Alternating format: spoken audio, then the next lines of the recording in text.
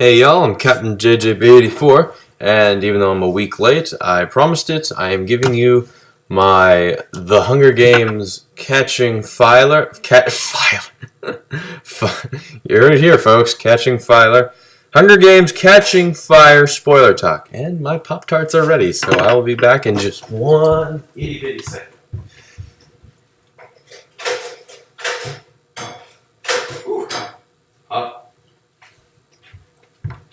The strawberry variety, if you couldn't tell. That's awfully bright, I think. There we go. There you can see them. Anyways, Hunger Games Catching Fire. I just saw it a second time, and it was awesome! I'd say even more awesome because there was like a scene or two I missed, because, you know, being me, I have an awful bladder and shit. So, anyways, let's talk Catching Fire. Oh yeah, no, I didn't realize this little thing up here, so it cut my head off. Anyways, what can I talk about spoilers? Like I said, everything I wanted to see was in the movie. There was maybe, one or two exceptions. One, I wanted to see Haymitch's quarter quell, but, that was out for one reason or the other. And I wanted to see that, the bit where, Katniss and Peeta sort of spend the day together because they have the day off at training or whatever. I wanted to see that, but we didn't. Apparently, Francis Lawrence said that he tried to work that scene into it, but he couldn't find a way how to or whatever, or it just didn't end up getting in there. It might have been filmed, I don't know.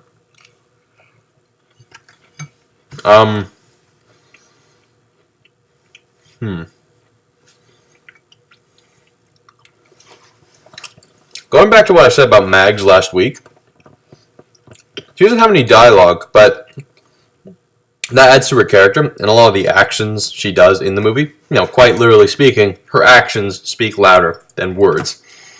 She sacrifices herself for the greater good. She kisses Finnick when she does that. I thought that was great.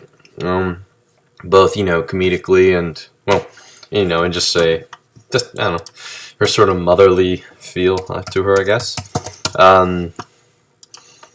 I tend to notice a few more things. This is a bit of a new complaint, I suppose. I think there's just a few too many, extreme close-up shots. You can kind of see it there. There's too many shots like this sometimes. They do help, and as I've learned from making a few films of my own, the eyes tell everything.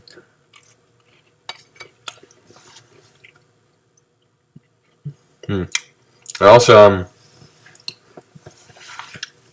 what else? I also noticed a few more things. A few of the other lines that really I forgot about, but kind of stuck out to me. Katniss is in one of the districts. A little girl gives her flowers. The little girl says, "One day I'm gonna volunteer just like you." And then Katniss, Jennifer Lawrence, where do I begin? Come on, she's just phenomenal. Her commitment to her roles, doesn't matter what they are, doesn't matter how big or complex they are, she gives you that. For an actor that's never gone to acting school, she's just amazing, really. Josh Hutcherson is also great, because like I said, I like seeing that portrayal of him and Katniss and his relationship, and really just how questionable it is. And, he wants it, he wants something between them, but, he just can't under all these circumstances. He's just sort of forced with her. He's not naturally with her. What else? Beatty. I really like Beatty. I also found it neat, because I kept forgetting to myself, oh, these are, other victors. They've had experience killing other people. Especially Beatty. He can sort of be, there's one scene, I think there was a scene, I think I might have mentioned in my other review, where he's are there going to be any problems? And he's sort of looking down at you like this. That was great. Sam Claflin as Finnick, wow. Just, bottom line, wow. That guy put hard into it. And he's gorgeous. But, then comes my favorite thing about Catching Fire, Jenna Malone as Johanna Mason. Oh, man. For one, she gave us the world's fastest striptease. So, round of applause for that. Two, I love the pink highlights in her hair. That's really good. I think you see them more in some of the posters, but there were a few bits I remember seeing. Oh, yeah, that's neat. It's cute. Oh, God, I'm not prepared for Should I spoil that or not? No. It's a bit in Mockingjay where you kind of learn what happened to her. So, the arena tortures were great. The blood rain, that was great. And the image of Johanna Mason and Beatty just covered in like blood, just in their face, everything, and well, that's great. I like that was another great scene. The head peacekeeper of District 12 when he takes over. Just I think I've talked about that scene. Like that actor's maybe in it for like a minute, maybe at best, 2 minutes screen time. And I was like, whoa, okay, I don't want to fuck with this guy. Just please leave him alone. I'll do what you say, please. I'll do what you say. What else was there that I can spoil? And Jeremy Jahns had a few points. Now, this is a fairly legit point he was saying. He said that, Plutarch is sort of, he's on this side of the rebellion. You saw that at the end of the film. He's like, you've been our mission since the start, Katniss. And Jeremy Jahns made a point saying, all those things he's doing in the arena, it's like, what if he killed her by accident? That's a fairly valid point. Like, what if he had? At the same time, though, like there was also that mention saying that, well, if they just kill her, that won't do anything. They'll just martyr after her, and that could be even worse to an extent. And you could sort of see it in his eyes when he's doing these things. Like you don't really know what side he's on, and that's why Philip Seymour Hoffman plays that like just so well. And like, how did they get him into this movie? I don't know how. Like, but it's amazing. Just he's so good at this. Like, it's like, do I trust this guy? I don't know. There was a bit they actually removed. What it is, Plutarch has a watch that I think has the Mockingjay pin in it. That's the original one. This is the Catching Fire variety. He had a watch that had the Mockingjay thing in it. I'm kind of glad that scene was cut. Because if you had watched that in the movie, you'd be like, oh, this guy's clearly on their side. But the fact that that it's not in it, it's just sort of like, I don't know. I mean, he seems like a nice guy and all. But,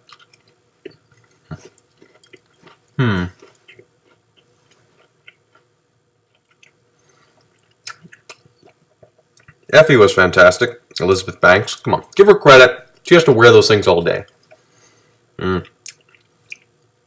Apparently she doesn't sit very much. Like, I was reading this while they were filming it.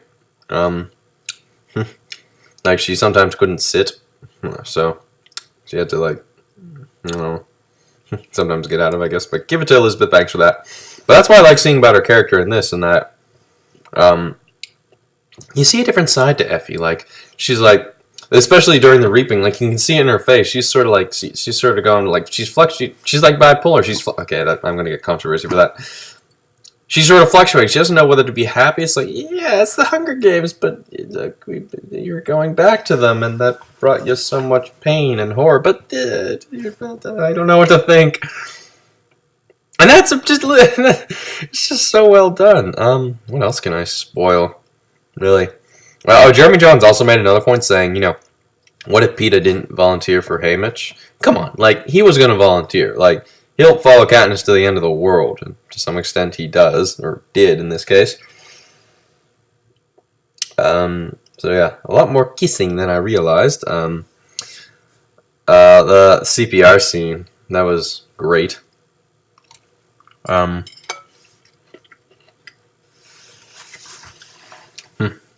And there's that bit. That was also a great bit where the bit when they're on the beach and they're talking about Katniss and Peeta are saying like, when this plan all goes down, like who turns on who first exactly? Only one of us is getting out alive. It's either you or me. And Peeta's like, you know what? It'd better if it was you. I mean, if you die and I live, I have nothing. That's what I just liked about Peeta, and that like he knows what he wants in life, and it was at that point he's like saying it was almost like his revelation. It's just like, I know what I want in life, but you're exactly what I want in life, and if you die, then what can I do? People will forget about me, and it reminded me of myself in a way, in a very dark, dramatic, tragic, silly way. Nah, kinda. Not really. But I kind of connect to Peter on that level to some extent. And then they kiss. But it's much more passionate, romantic kiss. I think it was like going in one's mouth or something. I don't know. Basically saying that's when Katniss realized, oh man, I kind of like this guy. I'm starting to feel funny all over. What else did I like? I like the career tributes. That's also a great scene with they're all getting interviewed and they're all like, they're all trying to work their way out of it. And Peter's like, if it weren't for the baby, oh god. Everyone just loses it at that point. It was fantastic. And then Katniss is like, raise hands, everybody. Raise hands. And Shafe, I think the one black guy, the one tribute from the one winner from District 11 who doesn't have a left hand. He first meets Katniss and then kisses her, and Katniss is like, what? Don't worry, he's a nice guy. Trust me, he's a nice guy, says Haymitch. And and then of course there's, I don't know why, maybe because I'm such a perverted scumbag, but Johanna Mason Jenna Malone gave us the world's fastest striptease. That scene alone, like, at one point, Katniss or Jennifer Lawrence is just like, she's like that, and Haymitch's like, Jennifer Lawrence is like, Peter's looking at her, and he's like, everyone wants to sleep with you, Peter.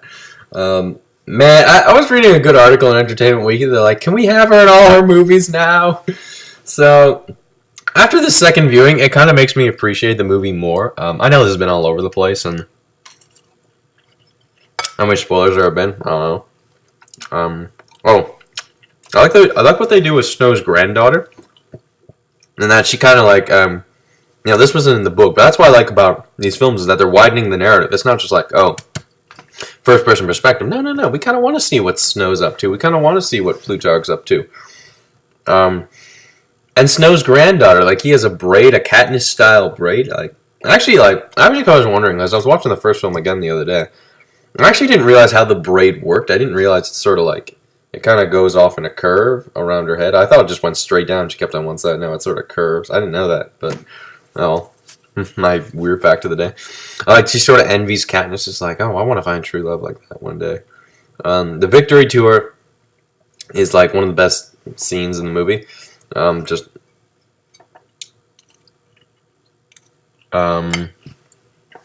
lot more language.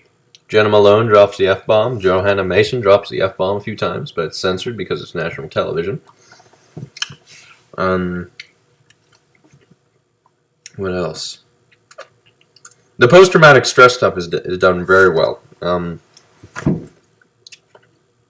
She shoots a turkey. She thinks I think it's Marvel. She thought she hit, and then she freaks out. Wakes up in the middle of the night screaming.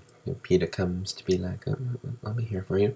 Oh, that's another thing I wanted to see. I think it was like Peter has a love of painting.